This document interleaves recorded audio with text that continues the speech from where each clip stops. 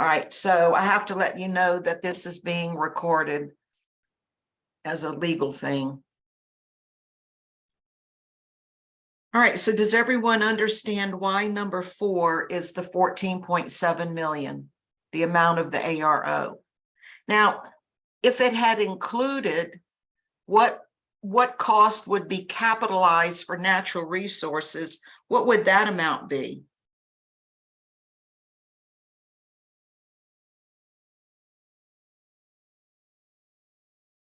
Well, you would add the 60 million to the 14.7 million. Right, so if we were looking for how much cost would be capitalized for the natural resource, you would have to add that 60 million of exploration cost and development cost that they had. So it would be the 60 million plus the restoration cost of the 14.7. So that's why you've got to be careful.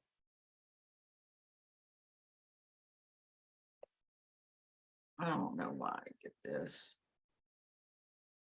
All right, so number 4 is B.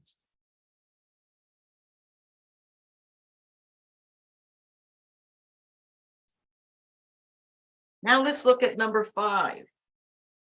Number 5, I always like to look at the question when I am answering a multiple choice, so that as I'm reading it, I can be using the information that I need to answer the question. So the first question is, for what amount should the company record equipment? So I know that it's looking for what cost would be capitalized for this piece of equipment. So they purchased a piece of equipment paying $5,000. Would that be capitalized? Yes. Yes.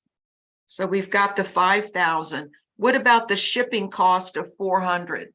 Would that be capitalized? Yes. Yes. The fair value of the equipment was 7,000. That doesn't have anything to do with purchasing or what would be capitalized. So we would ignore that information. So then how much would the piece of equipment be capitalized for? 5,400. Good, Emily, 5,400, which is B. Now, the next one is another capitalized cost, but this one has the terms 510 net 45. So I wanted to make sure that you remembered that as part of the capitalized cost, you subtract any discounts taken. So let's get our calculators together. And we know that when we look at the question is the capitalized cost of the 10-ton draw press is what? So I know we've got to keep track of what is the capitalized cost. So they purchased a 10-ton draw press at a cost of $180,000 with terms 515 net 45. Payment was made within the discount period. So how much of the cost is going to be capitalized? How much of the $180,000 did we pay? 171,000. Nice job, Emily. 171,000, which is 95% of the 180. Because we had terms 515 and it says that we paid within the discount period, then that means that we paid 95% of the 180, which, as Emily correctly told us, was 171. So we would have 171. What about the shipping cost of 4,600? Would that be capitalized? Yes. Yes. So the 4,600, which included $200 for insurance in transit. Should that be capitalized? No. Yes. Yes, because it's not insurance for liability insurance after we've purchased it. This is actually insurance while it's in transit. So because it is part of the cost of getting the asset to us, we would capitalize that 200, which was included in the 4,600. So far we've got 171,000 needs to be capitalized, and the whole 4,600 needs to be capitalized. Now my installation cost was 12,000. Am I capitalizing that? Yes. CJ shaking his head no, and the answer is yes. And the reason is, CJ, is because remember, all costs necessary to get the asset ready for its intended use. Well, we have to pay the shipping because we can't use it if it's not at our place of business. So CJ, do you see why the shipping cost would be included? Yeah, I do. All right, so we've got, oh, that was the installation cost. So the installation cost of 12,000 would be capitalized. Now the 12,000 included 4,000 of taking out a section of the wall and building. Would that be capitalized? Yes. Yes. So what is the capitalized cost? We got the 171,000 plus the 4,600 plus the 12,000 gives us 187,600. So C is the answer. Now stop me on these if you have any questions. All right, number 7. The balance sheet of Cattleman Steakhouse shows assets of 86,400. Now I'm going to stop and I'm going to look at the question. What are they asking me so I know how to use the information that they've given me? Can we go back to 6 for a second? Oh, sure. So the 4,000 to take out the wall and rebuild it, that's not part Well, of Cattleman's it's cost. included in the 12,000. Oh, okay. I missed that part. Thank you. You're welcome. Okay, don't ask questions like Emily just did so that we can make sure everybody understands this, because I know I picked multiple choice to do because I know sometimes the multiple choice questions are some of the hardest, because the problems you can memorize the steps on the problems, but the multiple choice can be more difficult. All right, so number 7, I want to know how much goodwill is in this purchase. So the balance sheet of Cattleman Steakhouse shows assets of 86,400 and liabilities of 15,000. The fair value of the assets is 90,000 and the fair value of the liabilities is the 15,000.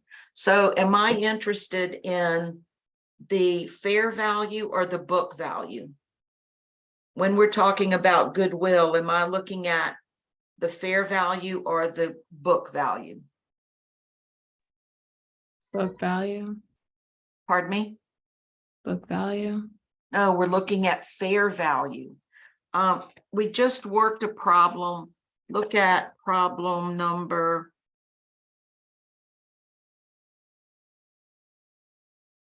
Look at number 2. Go back and look at number 2.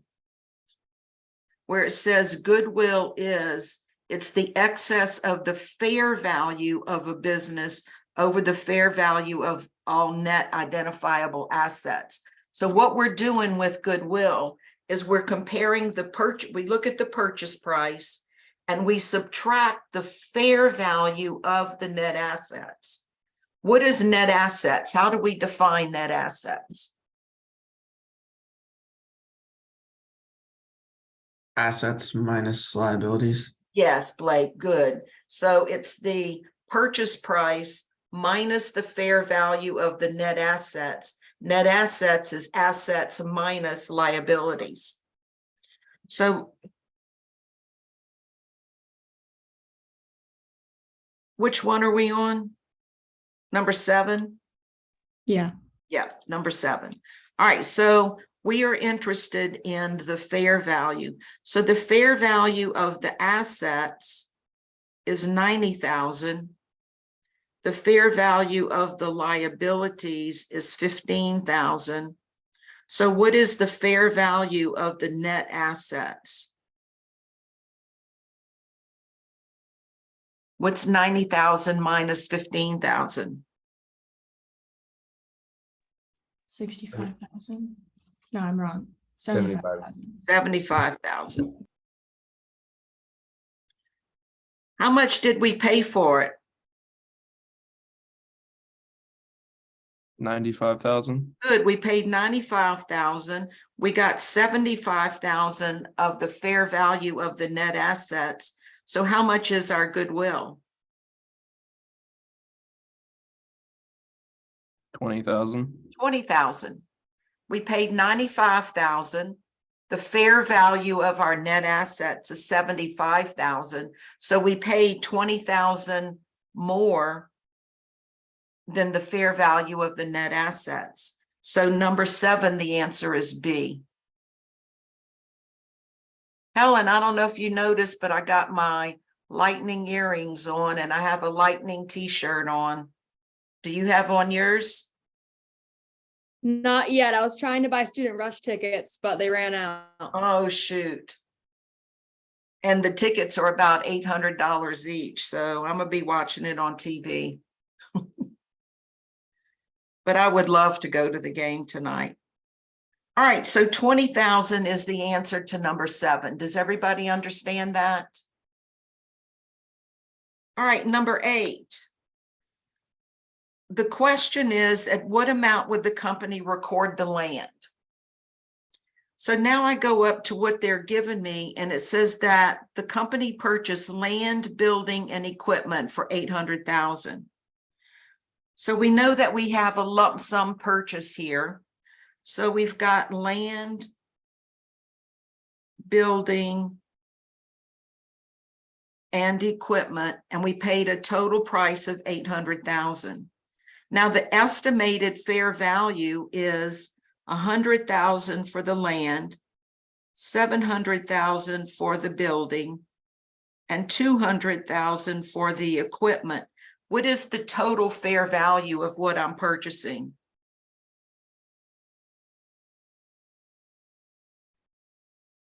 What is 100,000 plus 700,000 plus 200,000? $1 million. $1 million.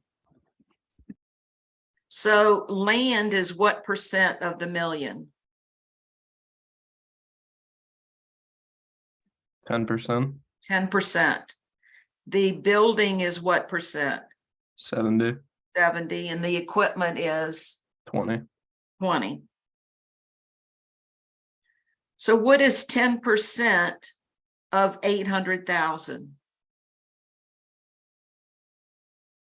80,000. 80,000. What is 70% of 800,000?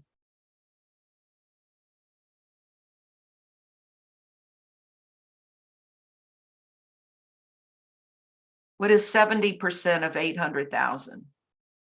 560,000. Good, 560,000. And what is 20% of 200,000? 2 times 2 is 160. 4.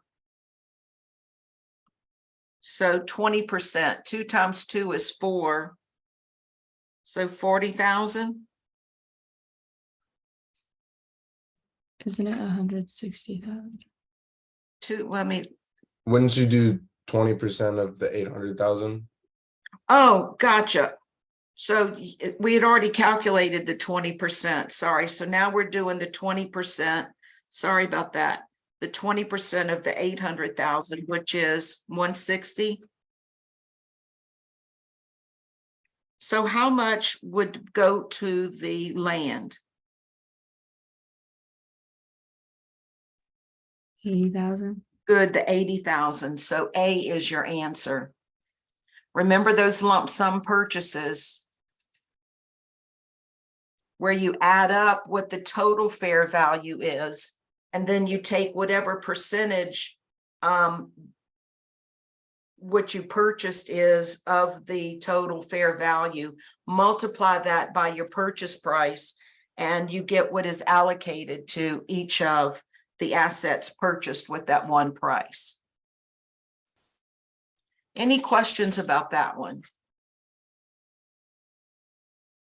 All right, well, let's look at number 9. Assets acquired under multi-year deferred payment contracts are. Now remember, deferred payment contracts are, I'm going to pay you later. So assets acquired under multi-year deferred payment contracts, in other words, multi-year notes payable, is valued at their fair value on the date of final payment. Valued at the present value of the payments required by the contract. Valued at the sum of the payments required by the contract, or none of these answers are correct. Well, remember, we calculate the present value of our deferred payments. If the present value, if the fair value is a realistic value and equals the fair value, then your present value would equal the amount of your notes payable. If you have an unrealistic interest rate, in other words, say the interest rate should be 7% and you are paying 0% or 1%, an unrealistic rate, then you've got to calculate the present value of it. So remember, on those non-interest bearing notes that we calculated the present value. So B would be your answer, valued at the present value of the payments required by the contract. Does everybody understand why it is B? I really would like to see y'all's faces because I learn a lot from looking at your faces. And again, I don't care what your hair looks like. I don't care whether you got makeup on or not. Look at CJ. CJ's got swimmer's hair today. Who cares? All righty. Picking on CJ already, Lord. Okay, so does everybody understand why number 9 is B? All right. Number 10, an asset acquired using, so here we go, that's answering why we answered number 9 the way we did. An asset acquired using a long-term note payable always will be recorded at the face amount under the note under what circumstances? The note payable explicitly requires the payment of interest at a realistic interest rate. Does that kind of ring a bell as to that could be the possible answer? But now, of course, let's read them all to make sure. But so far, A sounds like the best answer. Be recorded at the face amount if the note is a non-interest bearing note. Well, we know that's not true because we have to calculate the present value when it's a non-interest bearing note because that's an unrealistic rate. So B is out. The company expects to use the asset for the entire fiscal life. That doesn't have anything to do with this. Interest on the note is not payable until the note is due. So what? That doesn't have anything. So A is your answer, that it's only the face value. You credit notes payable for the face value or the present value of the note, which is going to equal the face value when you've got a realistic interest rate. Now, does that one make sense? We are going to be working a problem momentarily where we put this into numbers, okay? On July 1st, Markwell Company acquired equipment. Markwell paid $160,000 in cash on July 1st and signed a $640,000 non-interest bearing note. So right now we know that we've got to calculate present value. So we signed a $640,000 note which is due July 1st of 22. So what is the N on our note? 1. 1, good. So N is 1. What did it say a realistic interest rate would be?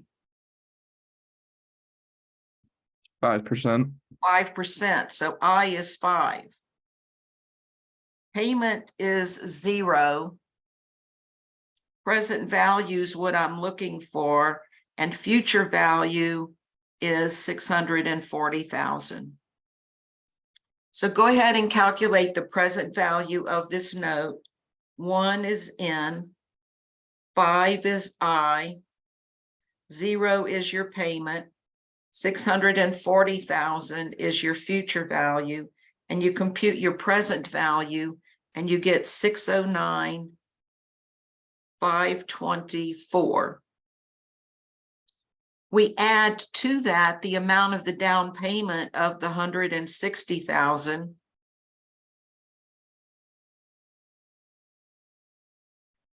And 769,524 or 523 is the answer. It's the present value of everything you got or everything you paid. The present value of everything you paid. So B is your answer to number 11. Any questions about that? You see, we had 3 different types of questions regarding non-interest bearing. All right, number 12. Let's look at the question. What amount of interest expense, if any, would they record on December 31st, 2021? All right, well, so we know that we're looking for interest expense. Well, let's read what information we have. Corso Steel acquired a patent from Thermal Steel. The agreement specified that they would pay $1 million immediately. And then another $1 million on September 30th of 23. So how long is this note? N is what? When did they acquire the patent? Is N2. N is 2. Good, CJ. N is 2 because they acquired the patent on September 30th of 2021, but the note is due September 30th of 2023. So that's 2 years. Now, what is your I? 8. 8. What's your payment? 0. 0. Present value is what we're looking for. And what is your future value? How much are you going to pay on September 30th of 23? $1 million. $1 million. So now let's calculate our present value. 2 is N, 8 is I, 0 is your payment, 1 million is your future value. Compute your present value, and you get 857,339, saying round to whole dollars. So 857,339. Now it asked us for the interest expense for the first year. So what is 857,339 times 8% times 3/12? Now, why am I multiplying it by 3/12? Because it's partial year. Good, because we got it September 30th.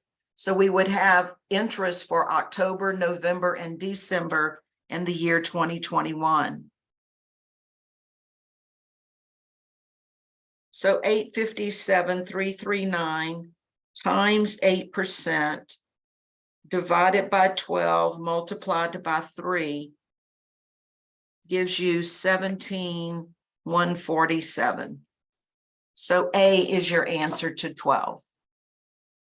Did everybody get the math written down? Understand that? Good. And I hope you're writing down the ends, so you may look at the answer and go, oh, wait, how did we calculate that? So make sure that you're writing down how we calculated it. Donated assets are recorded at what? Fair value. Good, fair value.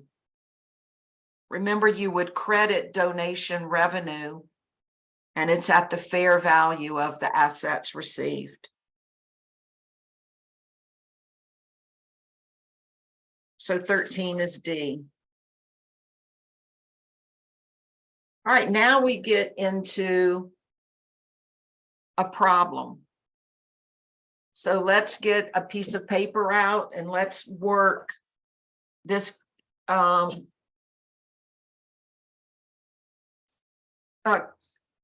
spit it out in a minute. Capitalized interest. So this is a capitalized interest and we have 2 years. Now remember, the first thing that you need to do that'll keep you out of trouble is calculate what your construction period is. So I would write 2024 construction period. And what is the construction period for 2024? When did we start construction? May 1st. May 1st. So May, June, July, August, September, October, November, December. How many months? 8. 8 months. And in 2025, when did we stop construction? When was it completed? July 31st. July 31st. So what is my construction period? January, February, March, April, May, June, July. 7 months is my construction period. Because remember, your construction period is going to be your denominator for calculating weighted average accumulated expenditures. It's your numerator for the time function of your interest. All right, so now let's put this to work. What I want you to do is for all of the 2024 payments, multiply it by the ratio. And we know that the denominator for 2024 is going to be 8 months. So what is your numerator for May 1st for the 1.5 million? What am I going to multiply it by? 8. 8 over what, Emily? 8. 8 over 8, good, which is 1.5 million.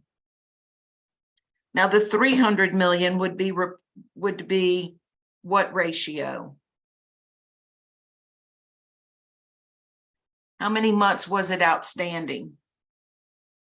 Is it 6? It is 6. July, August, September, October, November, December. So 6 what? 6 over what? 8. 8, good. Remember, your denominator is 8 because that's the construction period for all the payments made in 2024. So what is 3 million divided by 8 times 6?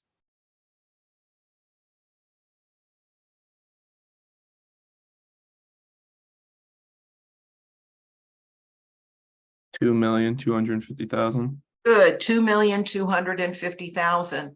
All of you make sure that you're getting that.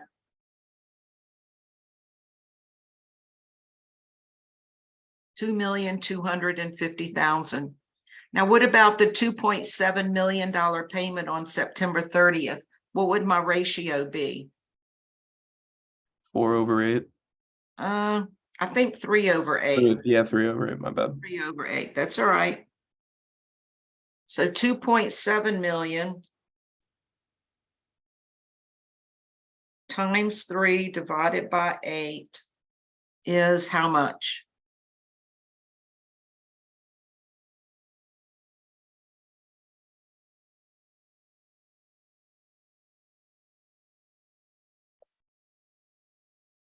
What is 2.7 million times 3/8?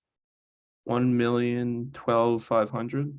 Perfect, 1,012,500.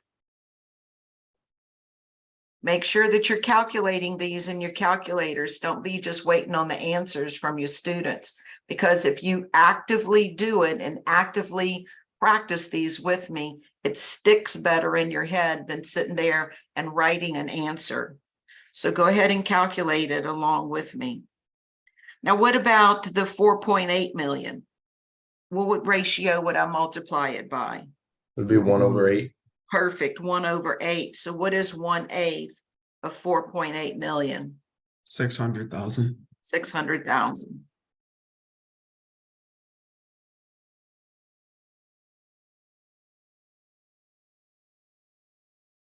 So now you want to sum those up to get your weighted average accumulated expenditures. So 1.5 million plus 2,250,000 plus 1,012,500 plus your 600,000. And I got that the weighted average accumulated expenditure was $5,362,500. Did y'all get that? Okay, so make sure that my math is okay. Now we need to follow the chart, but you're not going to have the chart.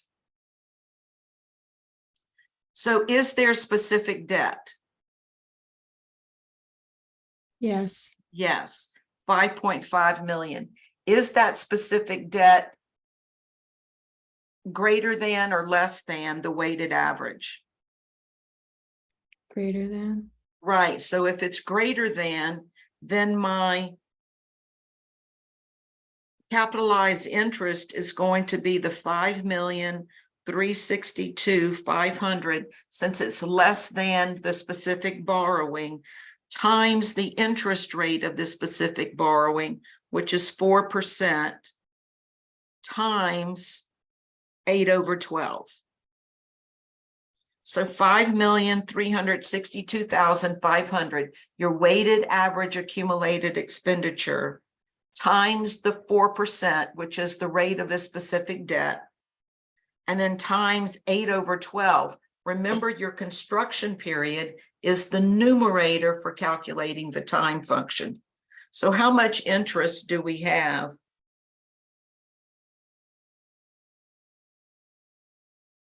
I got 143,000. Good, that's what I got also.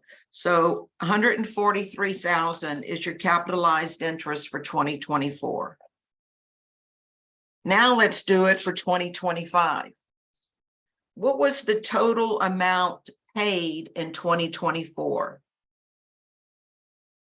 The 1.5 million plus the 3 million plus the 2.7 million. Does everybody see where I'm getting these from? Plus the 4.8 million is 12 million. 12 million was actually paid. So the first thing that I'm going to have is 12 million times 7/7. Because that 12 million was capitalized.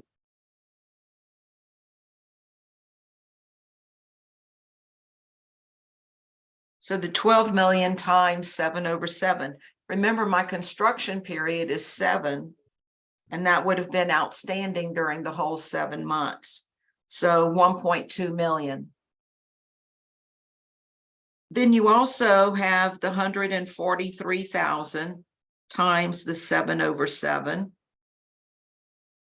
So now you've brought forward into 2024, into 2025, all of the capitalized expenditures from 2024. Now we need to do the January 31st for 3,500,000. What am I going to multiply it by?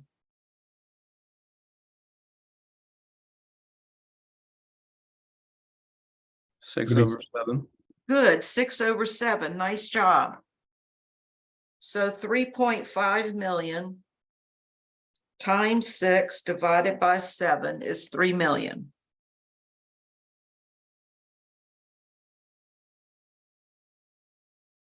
Then you've got on March 1st, 4.5 million was paid. So what ratio am I going to multiply that by? 5/7. Perfect, 5/7. So 4,500,000 divided by 7 times 5 gives you 3,214,286. Rounding to whole dollars.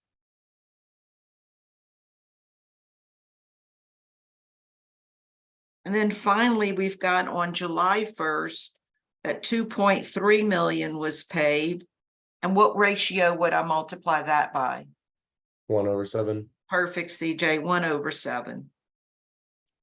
So 2.3 million divided by 7 is 328,571. Now we're going to add, in order to calculate the weighted average accumulated expenditure for 2025. So I've got the 1.2 million from last year, no, 12 million.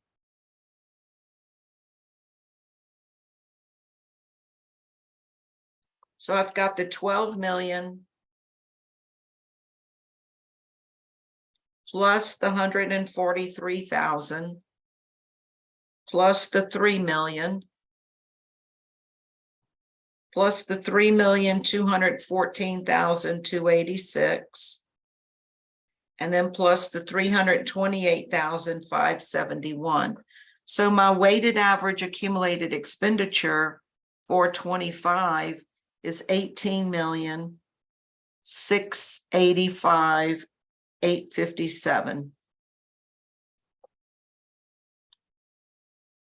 Did everybody get that number? See where it came from? Dylan? Dylan Petrick? Charlotte? Well, it doesn't do any good to be here, but not be here. All right, I'm just confused on the what you do with the 12 million. Okay, do you see that the 12 million is what we spent in 2024? Yeah, I see that. 1.5, the 3 million. Well, remember, you have to carry it forward to the next year because that cost was capitalized. So we need to know what is total capitalized cost. So the 12 million comes in at 7/7 because it would have been outstanding from January 1st to July 31st. Just like the 143,000 was also.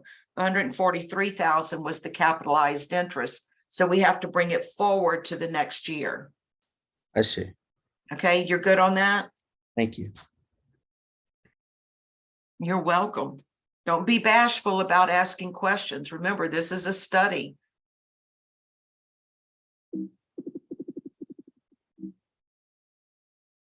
All right, so now let's calculate the capitalized interest. Do we have specific debt? Yes. Yes, of 5.5 million. So we're going to have 5.5 million times 4% times 7/12.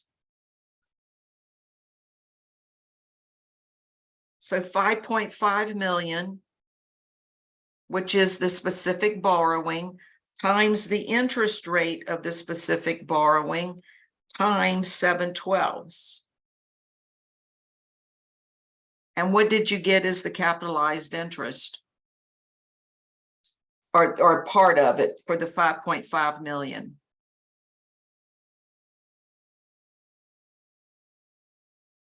$128,300. 33. That's it, Emily. Good job.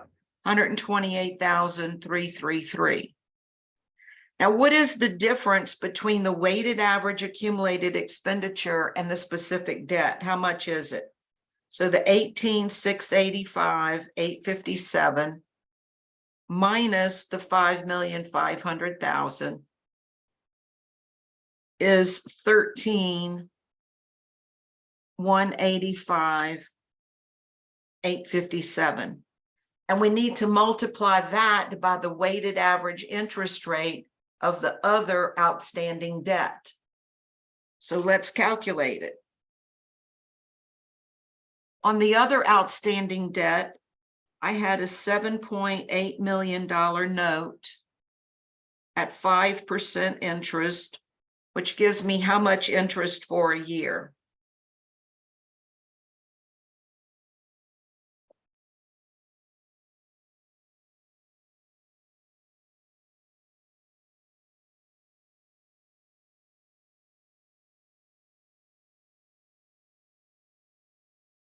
So how much interest did we have for a year for the 7.8 million at 5%? 390,000. Good, 390,000.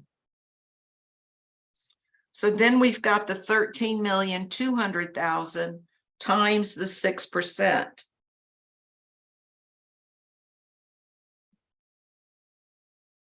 Which is 792,000. So the total interest on the other outstanding debt is 1,182,000. So 1,182,000. And you're going to divide that by the total principal. 7.8 million plus 13,200,000 is 21 million. So the 1,182,000 divided by the 21 million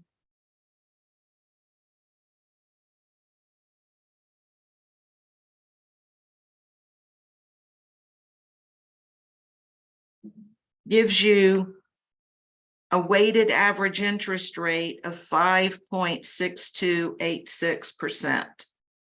Don't round on your percents. So did everybody calculate or know how to calculate the weighted average interest rate of the other debt? And we got 5.6286%. Did y'all get that number also? Can you just go over that last part again? I'm sure. Thanks. So do you see that the other debt outstanding, do you see that in the information given that it says we had $7.8 million loan at 5%? Yep. All right, so the 7.8 million times the 5% is 390,000 of interest each year. Gotcha. All right, then the other debt that I had 13,200,000 at 6%. So 13,200,000 times 6% is 792,000 of interest for the year. You good there? Yep. All right, if you add the two, the 390,000 plus 792,000, that means that you pay 1,182,000 on your other debt that you have. Cool with that? Yep. Well, you're going to divide that by your 21 million, the total of the principal. The 7.8 plus the 13.2. Okay, that's where I got confused. So you divide that by the 20 million and you get the 5.6286. Thank you. You're quite welcome, Michael. So I'm going to multiply the 13,185,857 times the 5.6286%, and then I'm going to multiply it by 7/12. So 13,185,857. Does everybody remember where that number came from? times the 0.056286%. Divide it by 12, multiply by 7, and you get interest of 432,938. I add the 432,938 to the 128,333, and we get capitalized interest of 561,271.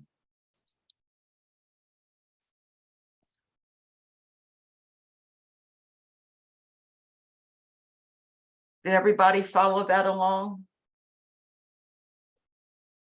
Did everybody understand that where the 13,185,857 came from? Patrick, you get this?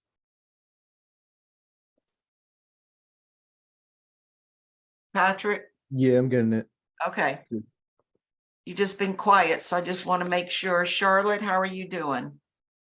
What was the answer again? The answer is 561,271.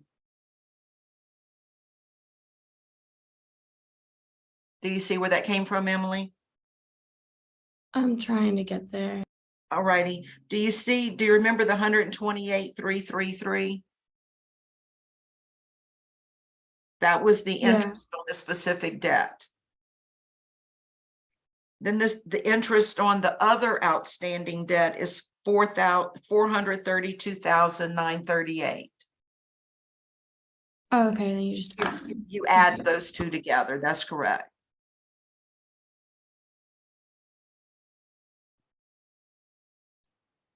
Okay.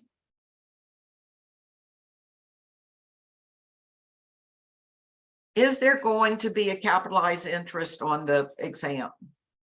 Absolutely. Remember that I handed out as another study material, Miller. You remember when I handed out those 5 sheets? Well, we didn't work it in class, but it is uploaded. So you've got that one to practice with also. And then, of course, the end of the chapter ones. Now I have the solution. When you look at the solution, you'll see where I have done this by hand. And so you can see all of the calculations that I've done in the solution. It doesn't just have the answer, it actually has the calculations. All right, number 15. We need to record the journal entry for the disposal of the asset. So on October 1st of 2023, Sadie Manufacturing sold a piece of equipment it purchased on March 1st of 2020 for $250,000. The equipment originally cost $550,000, had an estimated useful life of 7 years and a residual value of $8,000. Remember, we need to calculate the book value as of the date of the sale. So we need to do depreciation, and they use straight line depreciation. So how much was the original cost of the equipment? 550,000. Good, 550,000 minus the residual value of 8,000 divided by what number? 7. Good, 7. So 550,000 minus the 8,000 is 542,000. What is that number called?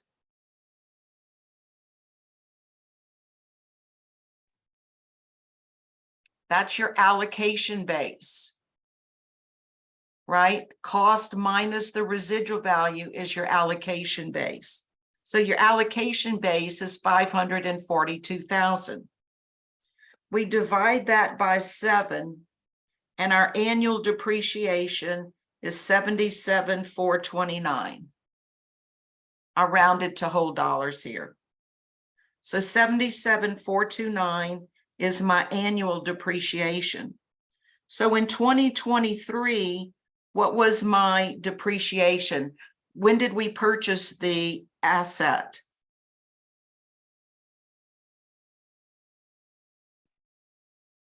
When did we purchase the asset in 2020? March 1st, Good, March 1st. So in 2020, what was my depreciation?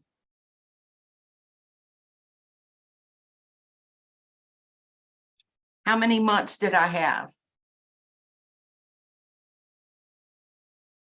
10. Good. So we multiply it by 10/12. So the 77,429 divided by 12 times 10 gives me my partial year depreciation of 2020 of 64,524. Now, what was my depreciation in 2021 and 2022? 77,429. Perfect. Now we've got 2023. How many months of depreciation do we have? So we sold it on October 1st of 2023. So how many months did we have it in 2023? 9. 9. So we would have to multiply the 77,429 by 9/12. So 77,429 divided by 12 times 9 is 58,072. So then we need to add that up, and that would be our accumulated depreciation, the 64,524 plus the 77,429 twice, and then the 58,072, and 277,454 is the amount of my accumulated depreciation.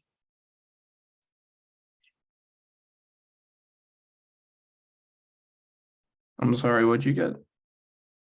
I got 277,454 as my accumulated depreciation. Let's see, let me check that. 64,524. My 2023. Yeah, I've got to upload, I've got a incorrect answer. So I will re-upload the. Let me put it.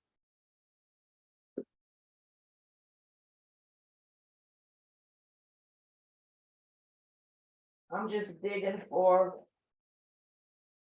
All right, so let me make sure of this. In 2023, we had it for 9 months.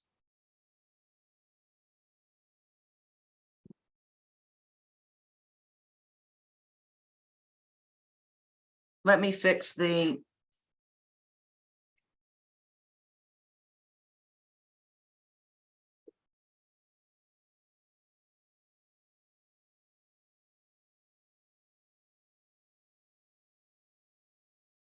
So my accumulated depreciation is 277,454. So now what is my book value as of the date of the sale?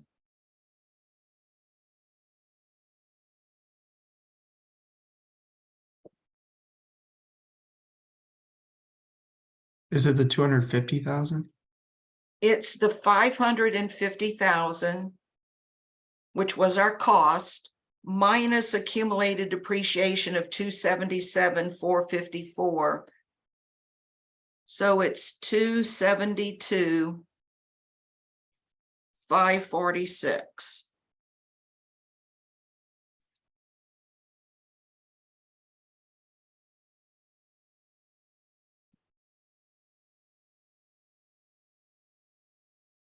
So we know that our book value is 272,546. So now we need to, all right, so let's go through our steps. Step 1, we've calculated depreciation for the year of sale. We know depreciation was 20 for 2023 is 58,072.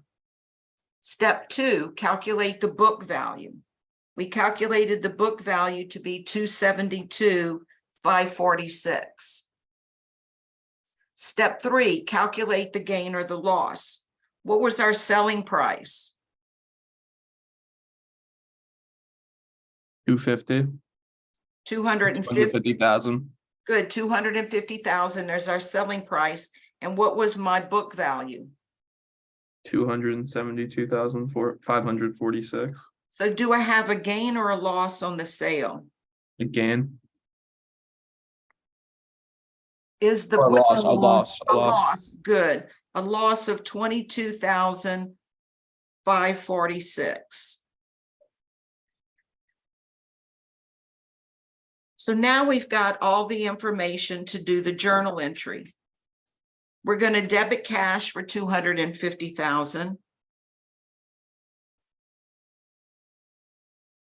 We're going to debit accumulated depreciation 272,546.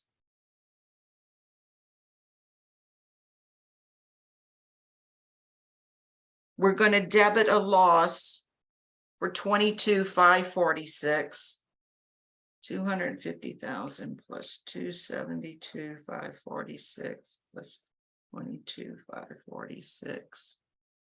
Wait, I'm not balancing. Let me figure out what I did wrong here.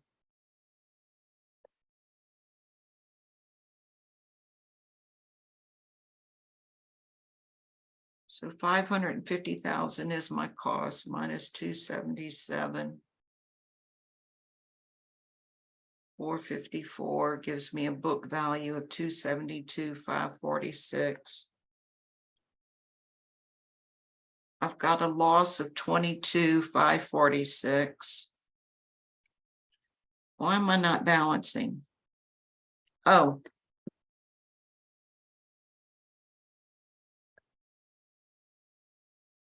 We're going to debit cash for 250,000.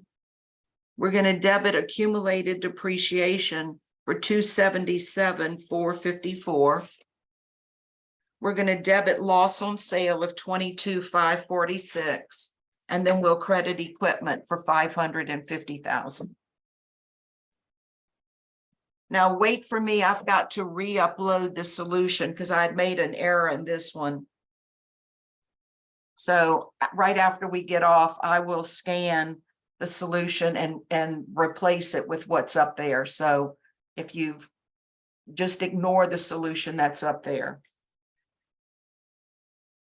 Okay, so did everybody get that? That we had accumulated depreciation as of the date of sale, which was October 1st of 23, was 277,454.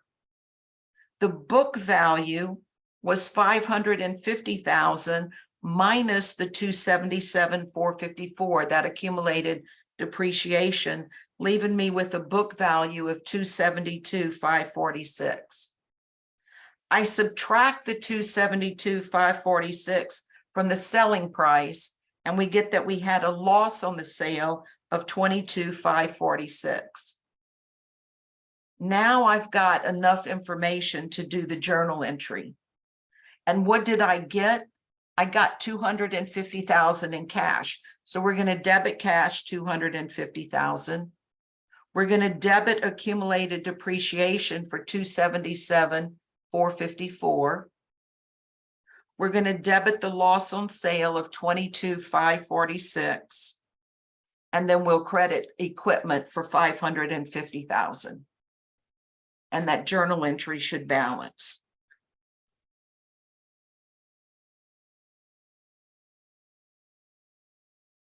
All right, number 16. On January 1st of 2023, Bill's Sailing Loft. Who is Bill? Husband. Bill is my husband. What do I call him? Handsome. All I call him is handsome husband. I know you're laughing, CJ. Look, we've been married 42 years. And all I do, handsome. You're not hearing me. He's out on the outside porch. So, but anyway, I call handsome and he comes a running. if he wants to. He could choose to ignore me, which he doesn't do too often. He's a great man. I really love him a lot, and I still like him after all these years. That's something to say. All right, so on January 1st, Bill's Sailing Loft purchased a lift and paid 10,000 down and signed a non-interest bearing note for 200,000. The note will be paid at the end of 3 years and the borrowing rate is 4%. So here we've got another one that's a non-interest bearing note. And we need to calculate what is the journal entry to record the purchase of the lift, and then what is interest for 2023 and 2024.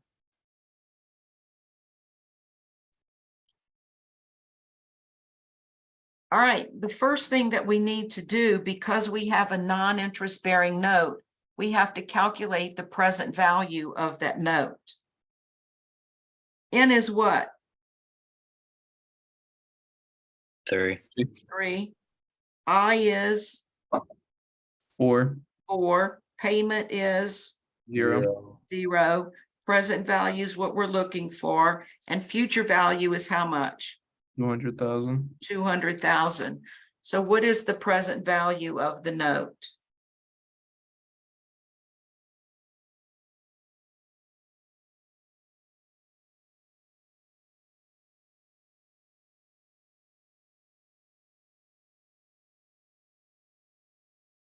I got 177,799. Perfect. Nice job.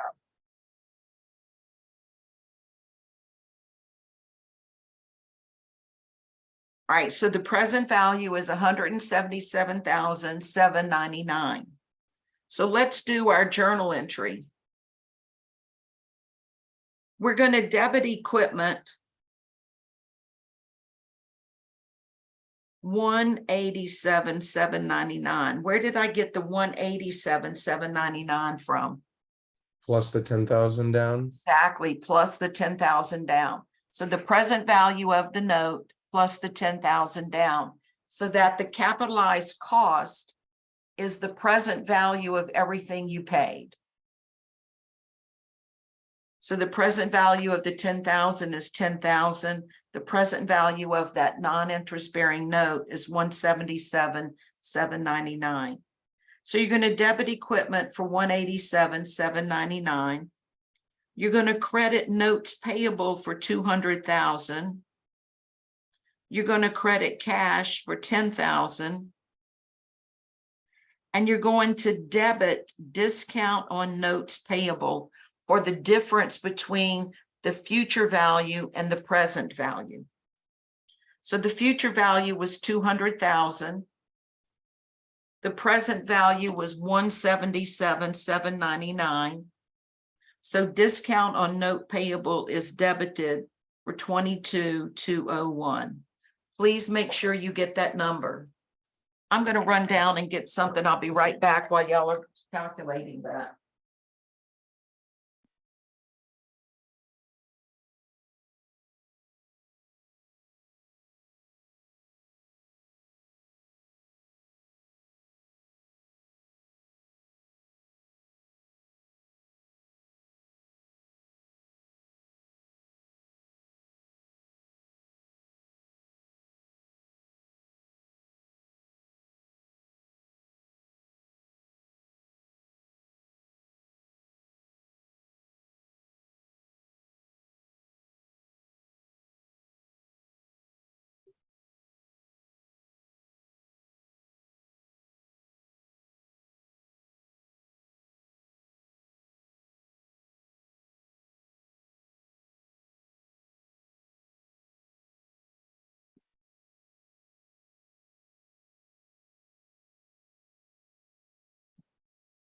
Time for energy drink. Been drinking water, so time for the energy drink.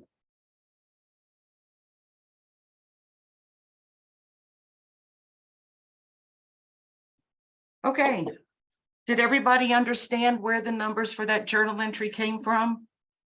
Can you just please repeat what you have for the journal entry? Sure. Debit equipment for $187,799. Debit discount on notes payable for $22,201. Credit cash for $10,000. And credit note payable for $200,000.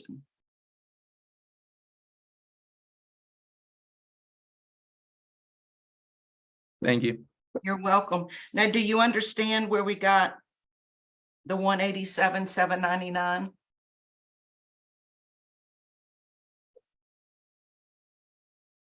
Yeah, Okay.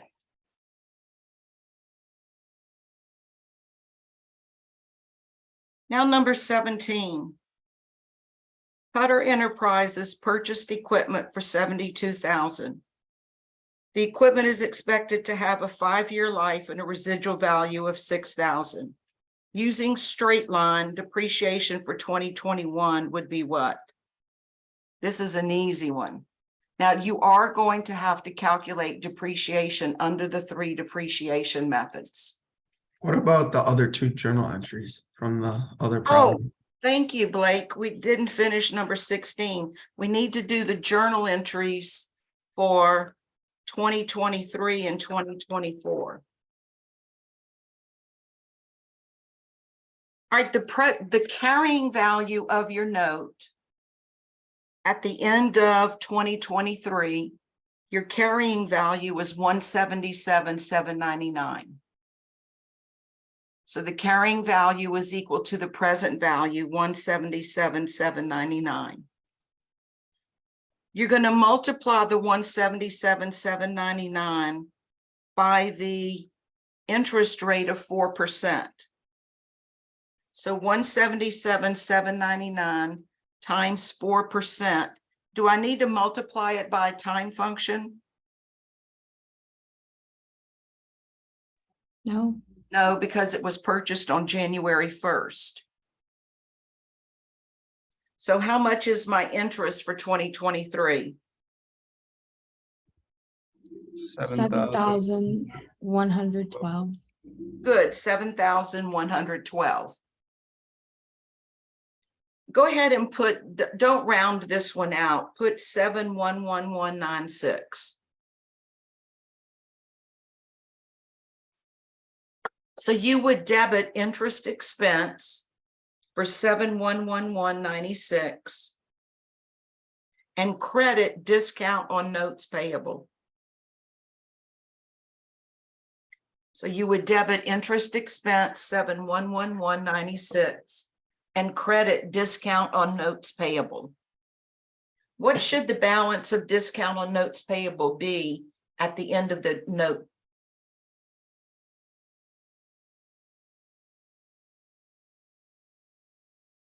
$22,201. It should be 0 at the, Oh, yeah. right? The carrying value should be 200,000. So the discount on notes payable should be 0 and the carrying value 200,000. So what is my new carrying value? After I debit interest expense 7,11196 and credit discount on notes payable. When I credited discount on notes payable, what happened to the carrying value? Did it go up or down? You credited a Down. contra liability. So what happens when we credit a liability? Does it go up or down? Goes up. It goes up. So what is my new carrying value? 184,910.96. Nice job. 184,910.96. So then we're going to multiply that carrying value times the interest rate of 4%. And what do we get as our interest rate, our interest expense? 184,910.96 times 4%.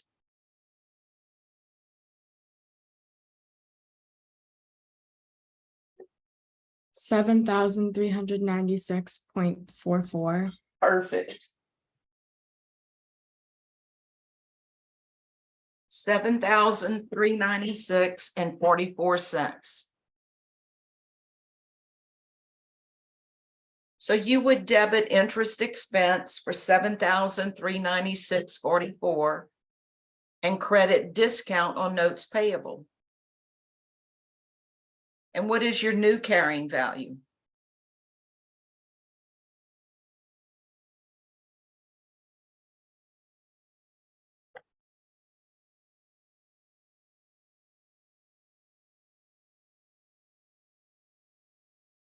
$192,307.39.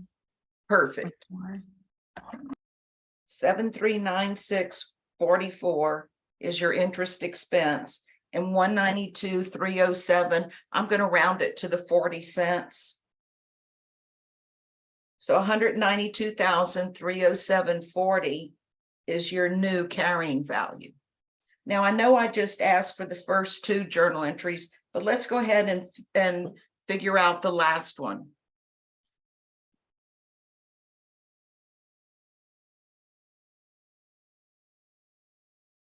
What is my new carrying value? 192,307.40 times 4%. 7,692.296.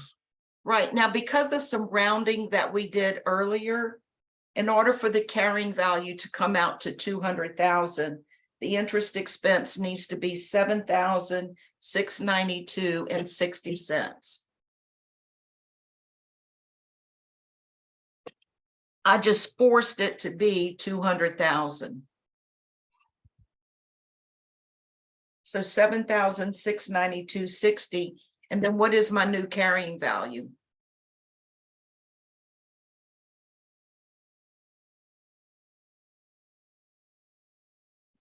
$200,000. Good, 200,000. So my journal entry for the year 2025, although I didn't ask for it, would be debit interest expense for 7,692.60 and credit discount on notes payable for the same amount.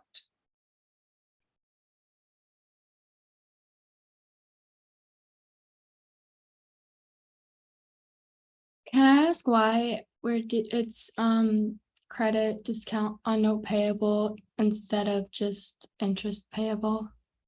Because are you going to be paying any interest? No. No. So you can't have any interest payable because the 200,000 includes the implied interest. So that discount on notes payable, which is the difference between the present value and the future value, is what's going to become interest expense over the life of the note. Does that make sense? Yeah. Okay. Because we're never going to be paying interest. We're only going to be paying the 200,000, which includes that implied interest. So what would the journal entry be on the in 2025? Debit interest expense, 7,692.40, and credit discount on notes payable. So it's the same journal entry as the prior two. Debit interest expense, credit discount on notes payable.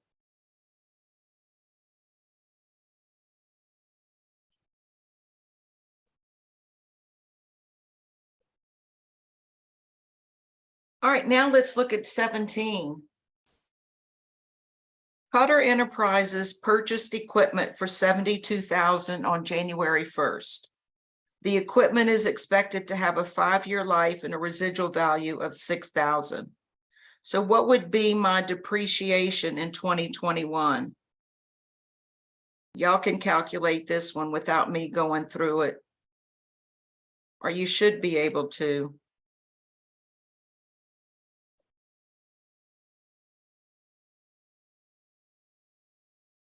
What's the allocation base? 66,000. Good, 66,000 divided by 5 is 13.2. And we bought it on January 1st, so there is no partial year. So A is the answer.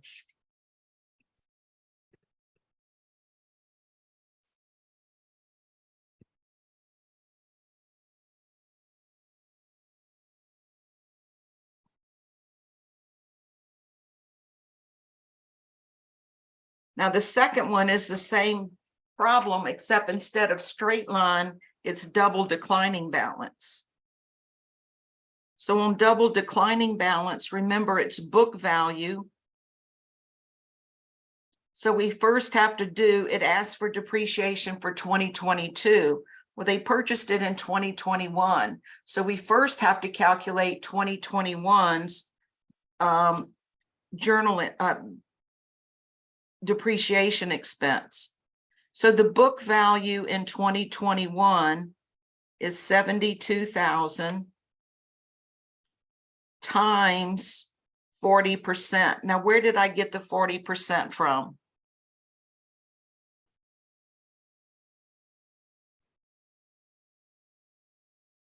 If it's a 5-year life, what percent is that? What's the straight line rate? 20%, Good, 20%. What's 20% times 2? 40. 40. So 72,000 times 40% is how much?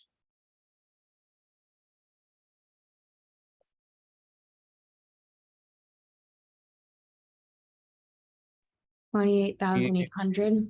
Good, 28,800. Now, what is the book value for year 2?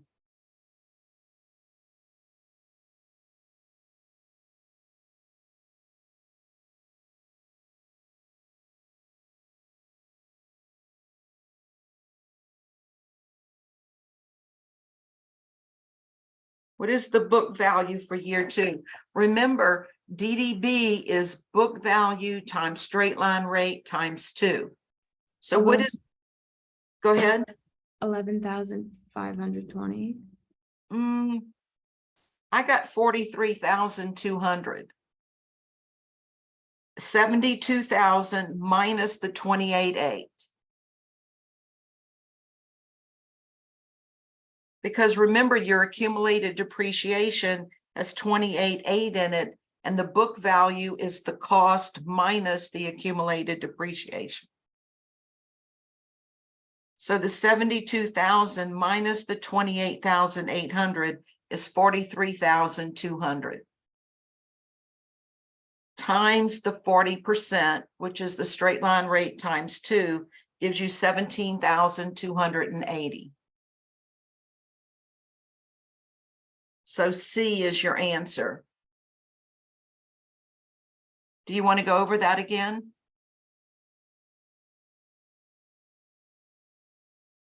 Everybody got it? Erica, you got it?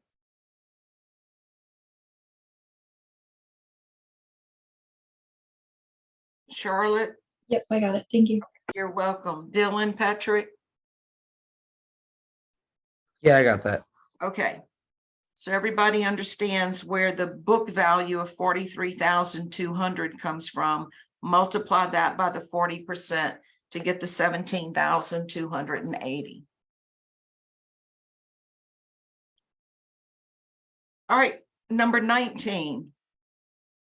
Prego Equipment purchased a precision laser guided steel punch that has an expected capacity of 300,000. So here we're going to be doing units of production depreciation. So we'll have straight line, DDB, and units of production. So Prego purchased a laser and it had a capacity of 300,000 units and no residual value. The cost of the machine was 450,000 minus 0. So what was my allocation base?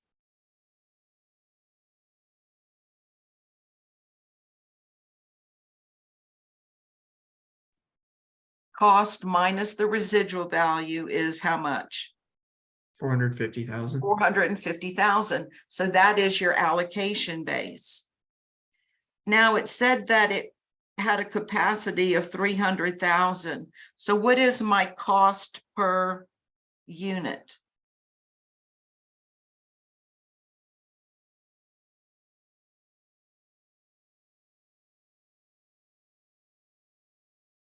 1.5.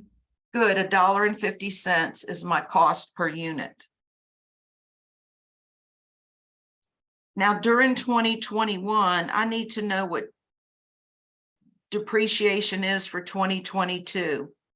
So $1.50 is my cost per unit. What did I actually use? What did I actually produce in 2022? 70,000. Good, 70,000. So the $1.50 times the 70,000 is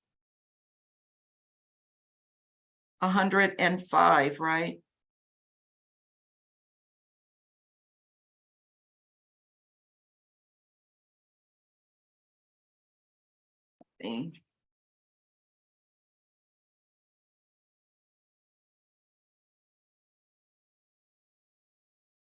Wait, did I get the correct year? Because it's showing the answer is B, but that calculation was D. So let me see what happened here. Purchased, the cost of the machine during the 6 months. Oh, they had a change in estimate. All right, so we calculated that there was $1.50 was my cost per unit. So I'm going to have to calculate my 2021 because there was a change in estimate. I need to know what the book value is as of the date of change. So how much did how many units did I produce in 2021? 24,000. 24,000. Good. So what was my depreciation in 2021?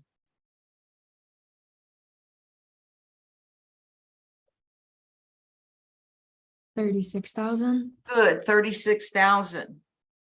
So it was at the beginning of 2022 that they changed the estimate. So what was the book value as of December 31st, 2022?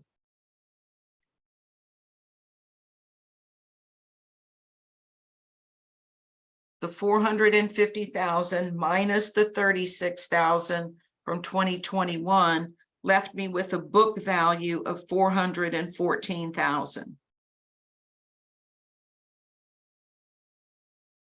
Now 414,000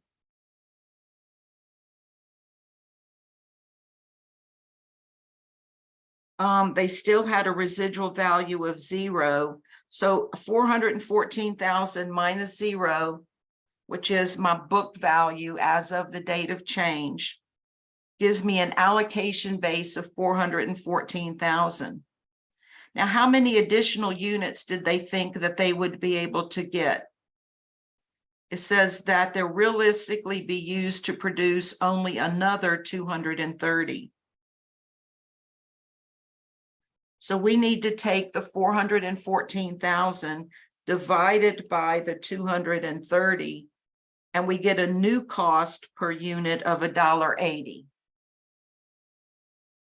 $1.80 times the 70,000, which was produced in 2022, leaves us with a depreciation of 126,000. So B is your answer. So everybody work that through, make sure you understand where the numbers came from. That we first had depreciation in 2021 of 36,000. Then in 2022, we had a change in an estimate. So you have to calculate the book value as of the date of change. And the book value was 414,000, which was the cost of 450,000 minus accumulated depreciation of 36,000. So my book value is 414,000. They still had a residual of 0. So then I divide that by how many units were remaining, which is the change in estimate of 230,000, giving me a new cost per unit of $1.80. The $1.80 times the 70,000 gives you 126,000. So there's a change in an estimate. Calculate the book value as of the date of change, and then apply the new estimates.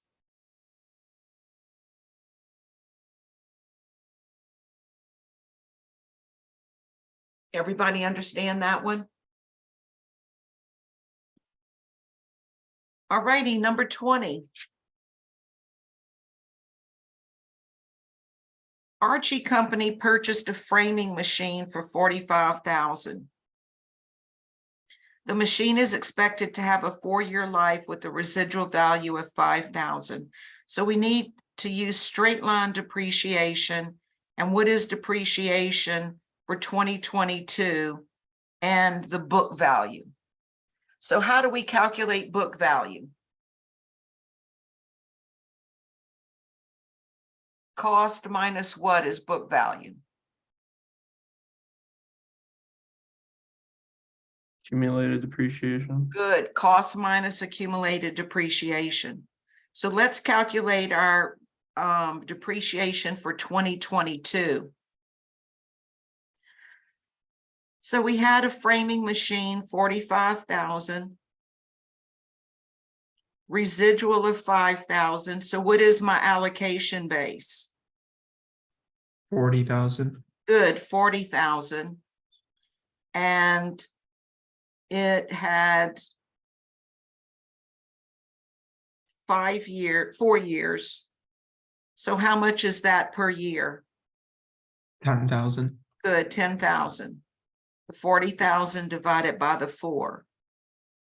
So what would my depreciation be for 2022? This is straight line, so what would it be?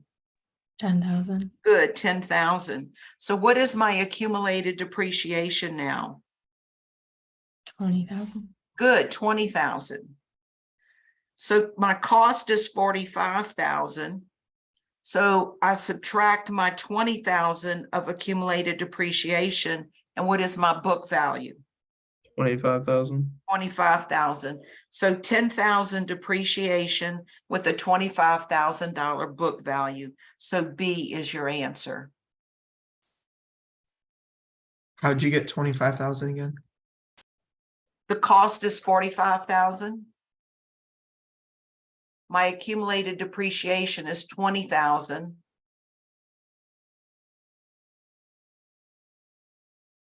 So my book value would be 25,000.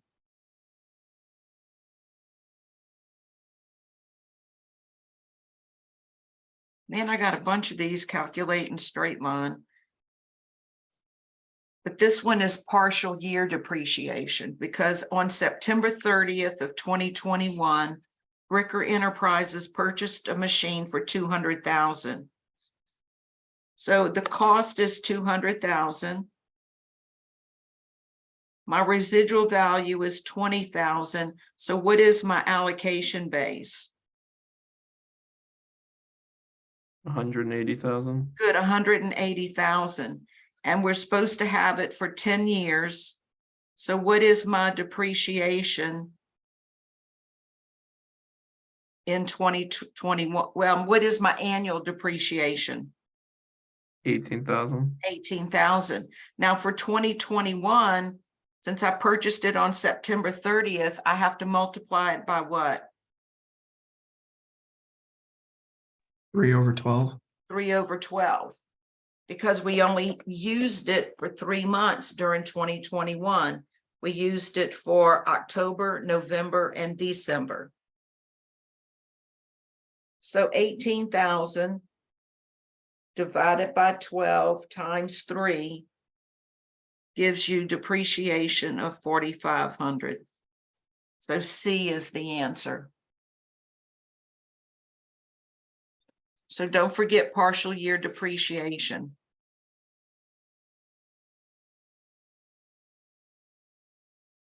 Before we go on, let me ask y'all a concept question. Why do we have capitalized interest? Why do we calculate capitalized interest? What is the concept that makes us do that?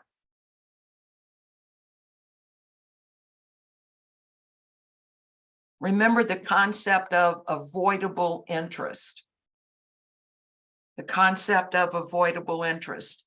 So that what the concept of avoidable interest entails is that if I did not build this asset, I could have used the money to pay off long-term debt. And so then I could have avoided interest if I, again, weren't building this asset. Because I'm building this asset, I'm using up cash that I have. And then I could have used that cash to pay off long-term debt, thus avoiding interest. So the concept of avoidable interest is the reason that we've got capitalized interest. I just have a note to explain that to y'all, so. All right, now let's look at number 22. We've got DDB, so this is the same company, but we've got DDB instead of straight line. So DDB, remember, is book value. What is my book value on September 30th of 21?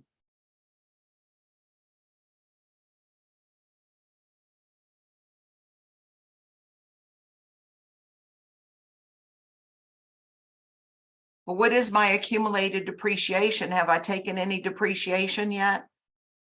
No, No. So what is my book value? 200,000. Good, 200,000.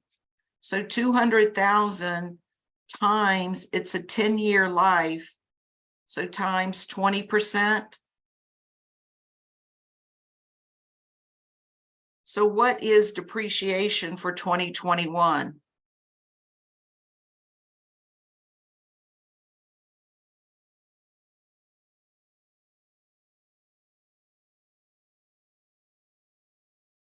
Well, what is 200,000 times 20%? 40,000. 40,000. Now, when did we purchase the asset? September 30th. September 30th. So we have to multiply it by 3/12 because we only had it for 3 months in 2021. So 3/12 of 40,000 is 10,000. So B is your answer. It's making sure that you know how to do partial year. And again, testing that double declining balance. Why didn't we subtract the residual value to start with though? Because the formula for DDB is book value times straight line rate times 2. The cost minus the residual value is the allocation base. Remember, book value is cost minus accumulated depreciation. In year 1, accumulated depreciation is 0. So my book value is 200,000. Now, what would be my book value for year 2?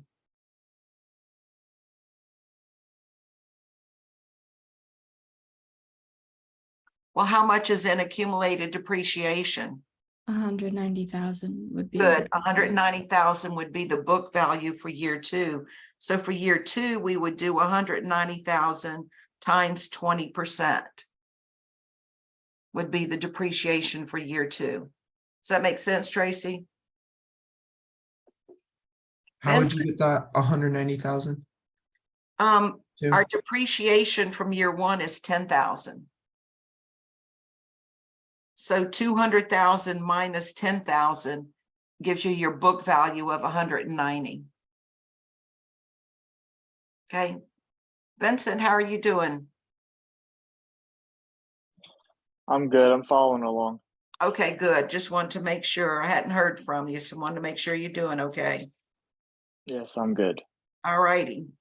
Let's look at number 23. When selling property, plant, and equipment for cash, well, let's see what our choices are. So we know that we're selling a tangible asset for cash. The seller recognizes a gain or loss for the difference between the cash received and the fair value of the asset. Is that true or false?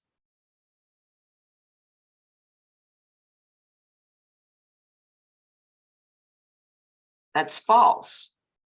Because we recognize our gain or loss for the difference between the cash received and the book value. So A is not the answer. The seller recognizes their gain or loss for the difference between the cash received and the book value of the asset sold. That's your answer right there. But let's go ahead and read. So B is what we're saying the answer is, but let's go ahead and read C and D. C is the seller recognizes losses but not gains. Well, how silly is that? So it's definitely not C, and it's not D, because B is the answer. B is the answer. The difference between the selling price and the book value. All right, number 24. Equipment was sold on January 1st for $15,000 with an estimated 4-year life and 1,000 residual value. Oh, it was acquired.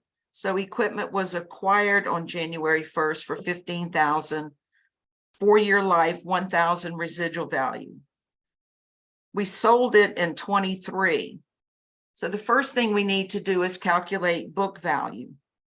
So we've got 15,000 minus 1,000 leaves us how much how much is the allocation base? 14,000. 14,000. So 14,000 divided by 4 gives me annual depreciation of 3,500. So how much was my depreciation in 2021? When did I purchase it? January 1st. January 1st. So we have a full year of depreciation. So my depreciation in 2021 is 3,500. What is my depreciation for 2022? 3,500. 3,500. And when did we sell it? 2023 in Good. December. What date? December 31st. So what is our depreciation for 2023? Also 35. Good, 3,500 also. So what is my book value?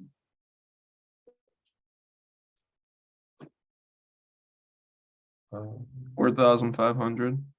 Well, let me get there.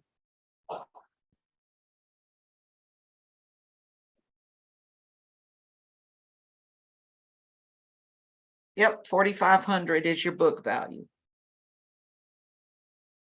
You had cost of 15,000. Your accumulated depreciation is 10,500. So your book value is 4,500. How much did we sell it for? 5,000. 5,000. So do we have a gain or a loss? A gain of We have a 500. gain of 500. So what is going to be our journal entry? We're going to debit cash for how much? 5,000. 5,000. We're going to debit accumulated depreciation for how much? 10,500. We're going to credit equipment for how much? 15,000. 15,000. And credit gain for how much? 500. So what journal entry is that? A. A. Good. So A is the answer.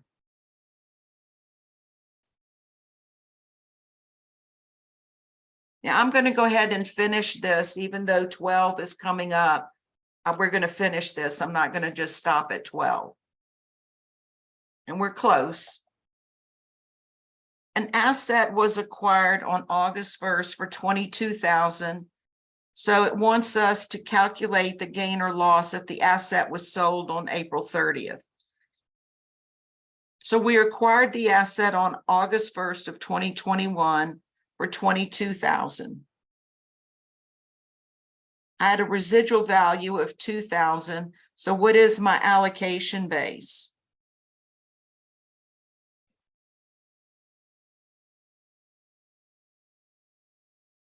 What's my allocation base? 20,000. 20,000. 20,000 divided by 5 gives me annual depreciation of how much? 4,000. 4,000. Now, for 2021, how much depreciation did I have? It's the 4,000 times how much? We purchased it August 1st, so how many months did we have it?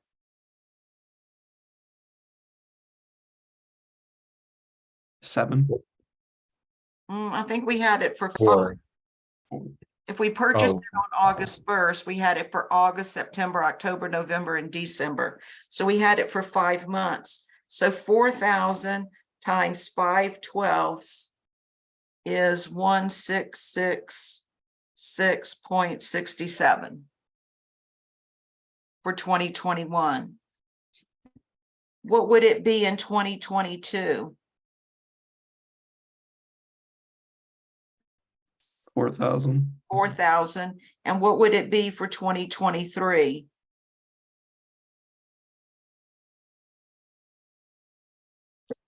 How many months did we have it? 4.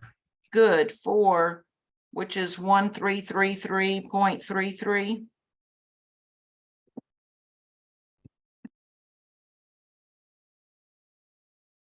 So what was my accumulated depreciation as of the date of sale?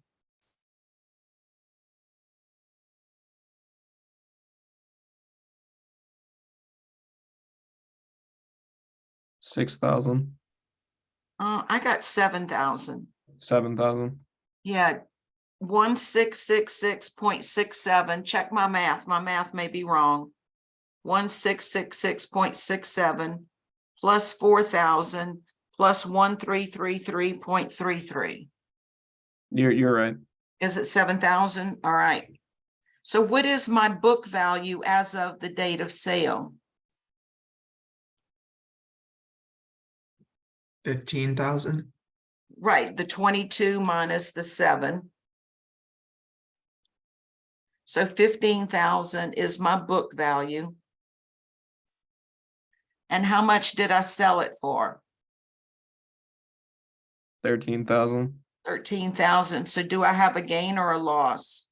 A loss of 2,000. Good, a loss of 2,000, given your answer is B.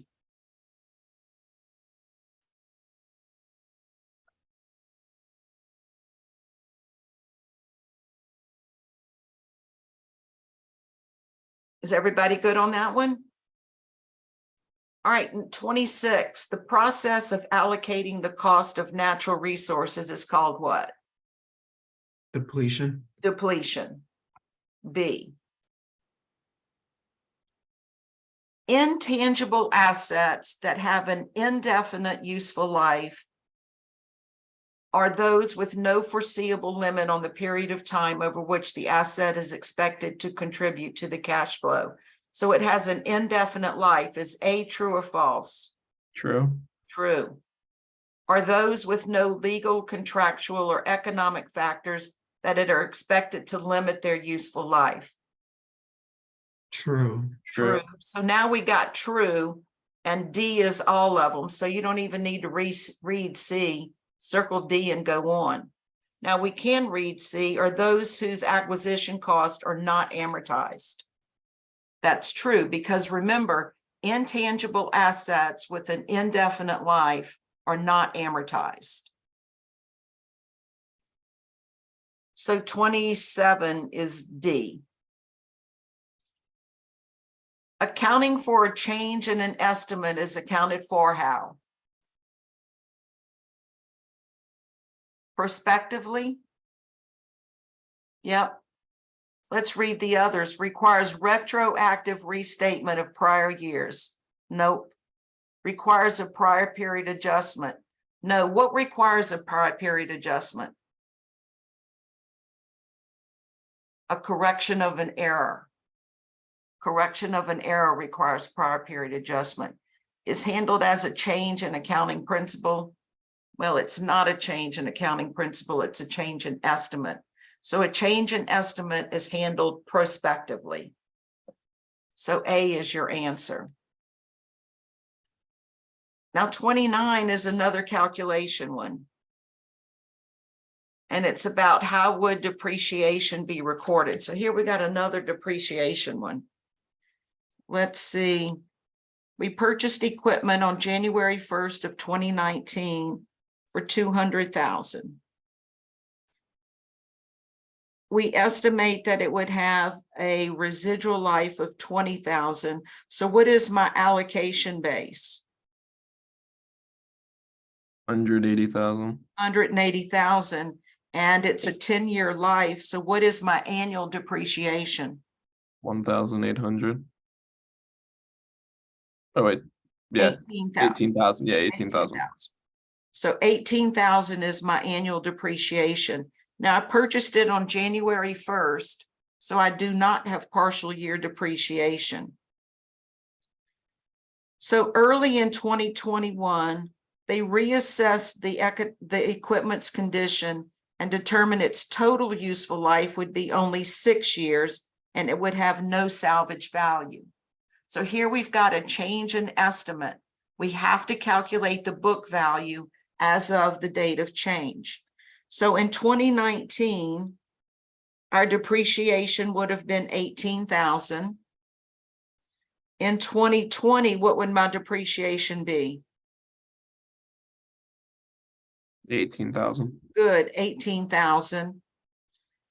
So what was my book value as of the date of change? What was my accumulated depreciation? Are we just assuming that when it says early in 2021, that's January 1st? Yes. Okay. 36,000. So So- 36,000 is my accumulated depreciation. So what is my book value?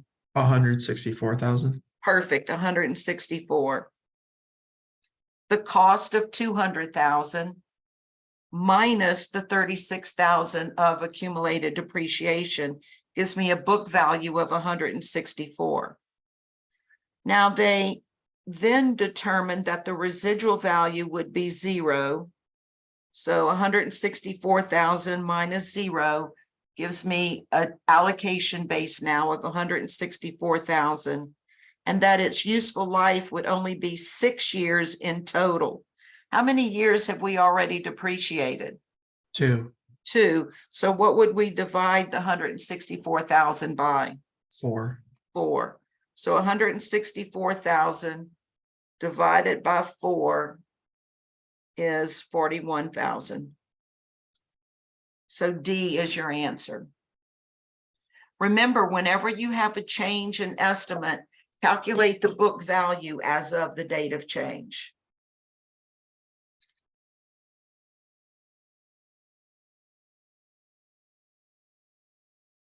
All right, number 30. We're moving on to impairments now. The amount of an impairment loss is the excess of the book value over what? Amortized cost, undiscounted future cash flows, fair value, or future revenues.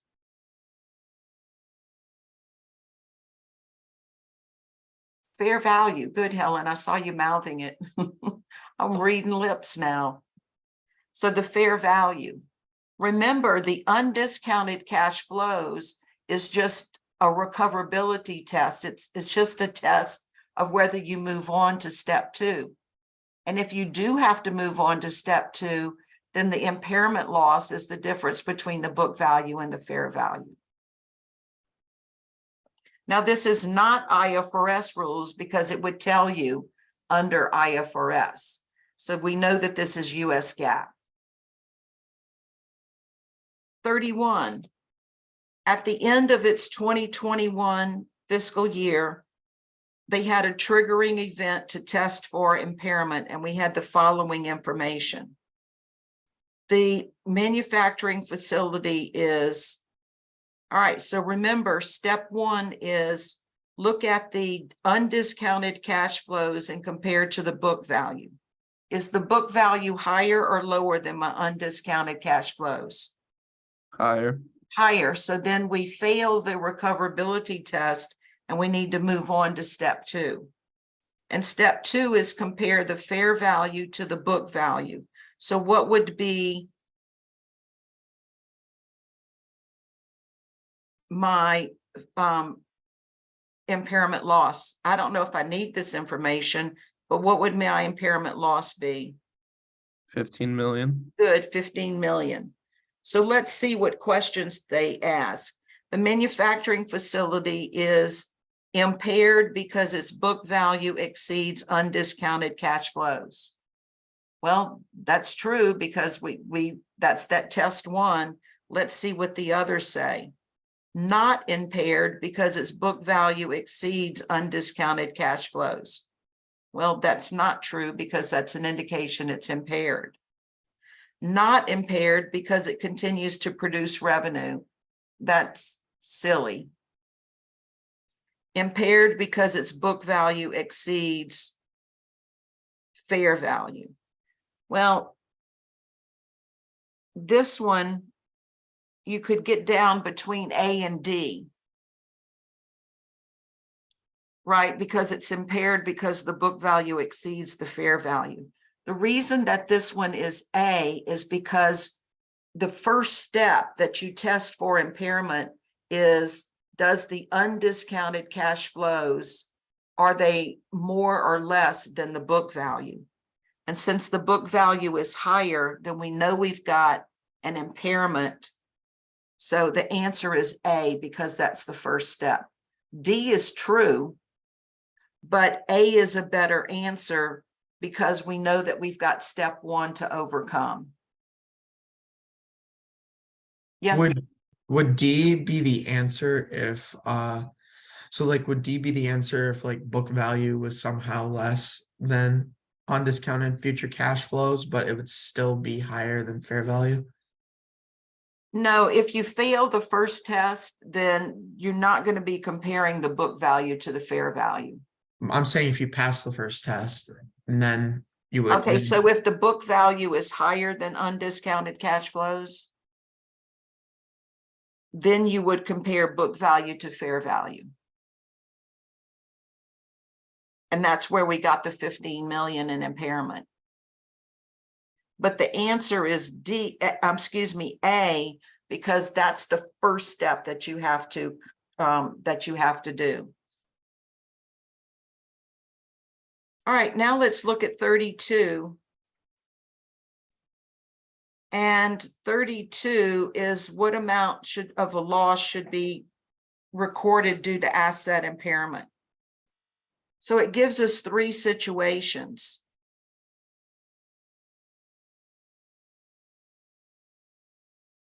The estimated cash flows you have to assume is the undiscounted cash flows. So does the book value exceed the estimated cash flows in A? Yeah. Yeah, so we've got to compare then the book value to the fair value, and the fair value, the book value is higher than the fair value by how much? 7,000. 7,000. Now for the building, does the book value exceed the estimated cash flows? No. No, so no impairment.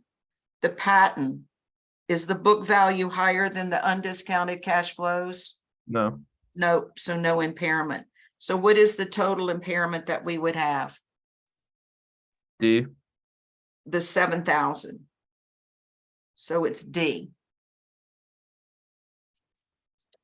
Now, the last one is the exercise in the book, exercise 11-9, page 619.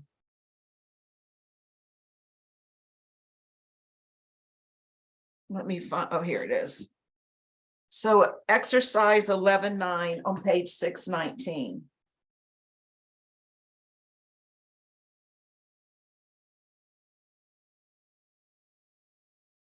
And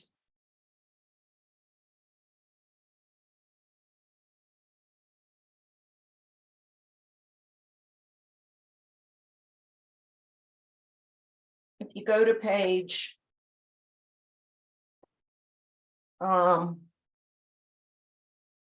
ouch, 11.9, which is page 619 in the book, you will see that this is a revaluation. You are going to see a revaluation.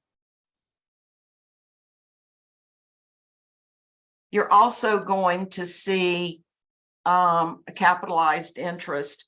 And do you remember Miller that I handed out in class? We haven't done that. So you can work Miller and the answer is uploaded in course content under chapter 11. So exercise 11.9, we're looking at revaluation. So remember, we've got to calculate book value as of the date of our revaluation. And we've got Dower Corporate. Is everybody there? Did you get exercise 11.19 in your book?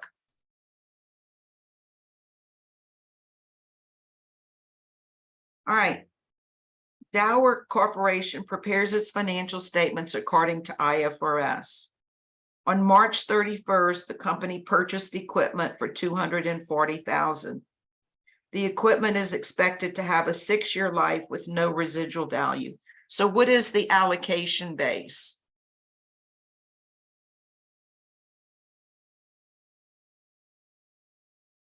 What is the allocation base? Remember, we've got to calculate book value as of the date of change. So in order to do that, we need to, we're using straight line depreciation. So what is my numerator? What's my allocation base? 240,000. Good, 240,000, because that's my cost. But I had a 0 residual value. And how many years did we expect it to have last? 6. 6. So what is 240,000 divided by 6? 40,000. All right, and then did we have it for the whole year? No. No, we purchased it on March 31st. So we have to take that 40,000 and multiply it by 9/12. So how much depreciation did we have the first year?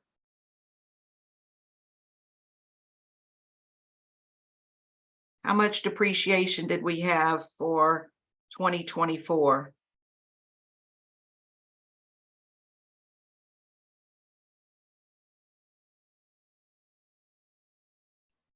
$30,000. Good, 30,000. So when are we revaluing this? What date? December 31st, 2024. Good, December 31st of 2024. So what is the book value as of December 31st, 24?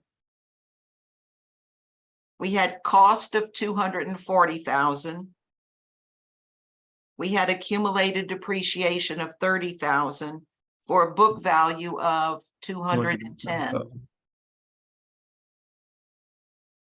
Now we're going to multiply the 240,000 cost by the ratio of fair value over book value, or book value over fair value.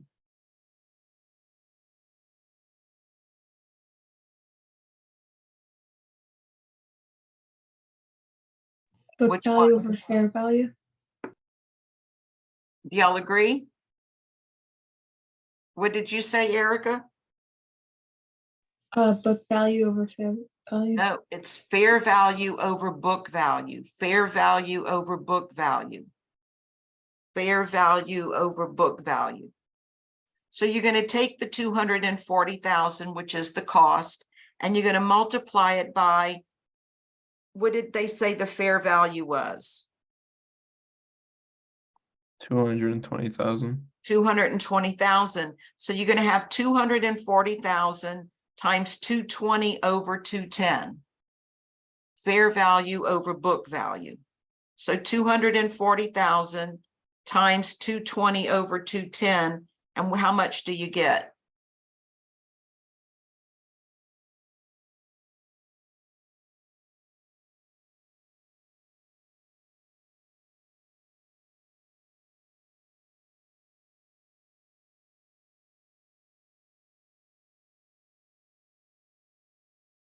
So how much do you get when you multiply 240,000 over 220 over 210? Fair value over book value.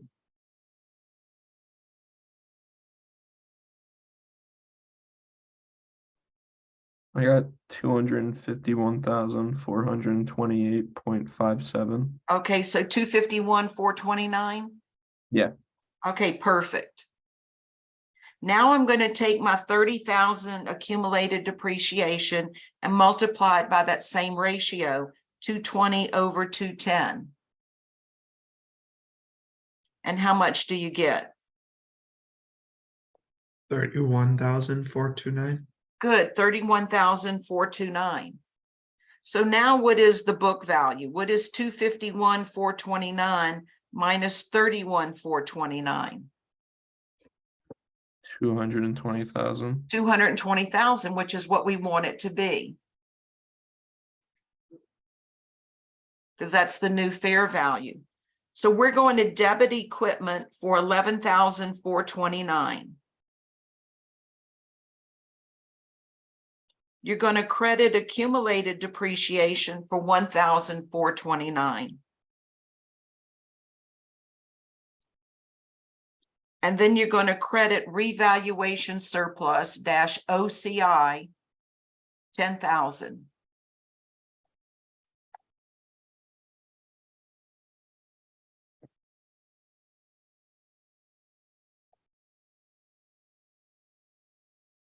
So revaluation surplus increases OCI. It has no effect on net income. And then it said record depreciation for 2025. What is my new allocation base? It has 0 residual value. So what is my new allocation base?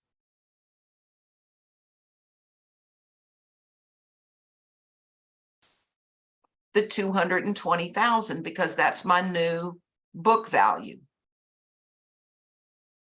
We have, this is a change in an estimate, right? We changed the cost and the accumulated depreciation because of moving to fair value. So handle this like a change in estimate. So my new book value is 220,000. And I'm going to divide it by 5.25. Where did that number come from? What was the initial useful life? 6 years. Good, 6 years. How much have we already depreciated? How much did we depreciate in 2024? 3/4 of a year. Good, 3/4 of a year. So that's the reason that we would then divide by 5.25 and your depreciation would be 41,905.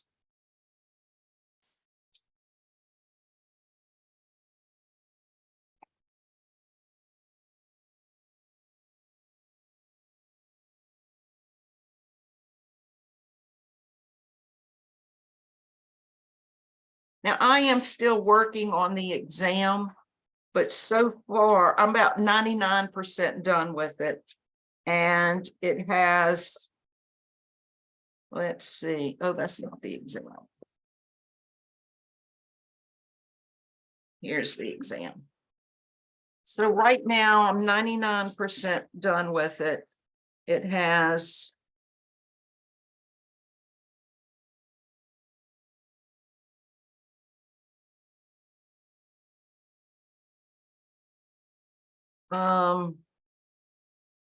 let's see. It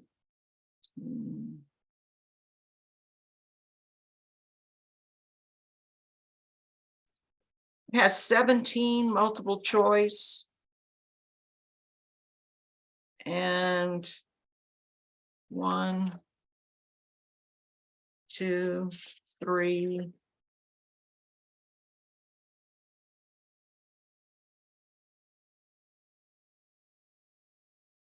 4. 5 problems. No. 6, 7, 8 problems. Now, with respect to the problems, is there a capitalized interest? Yes. Is there calculate depreciation using straight line DDB and units of production?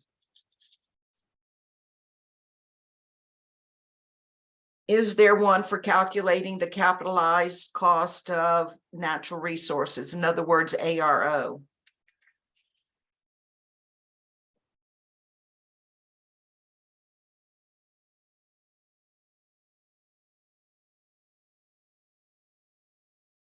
Well, there might be 2 of those.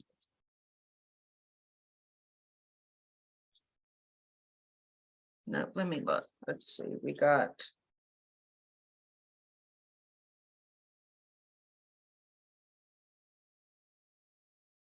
All right, depreciation. ARO. Oh, that's a multiple choice. You got a multiple choice in ARO and you've got a problem in ARO. Capitalized interest.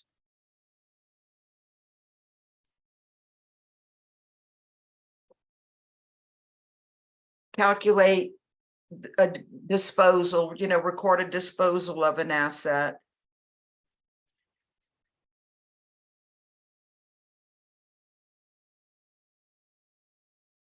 Non-interest bearing, know how to do the journal entries for that. A revaluation.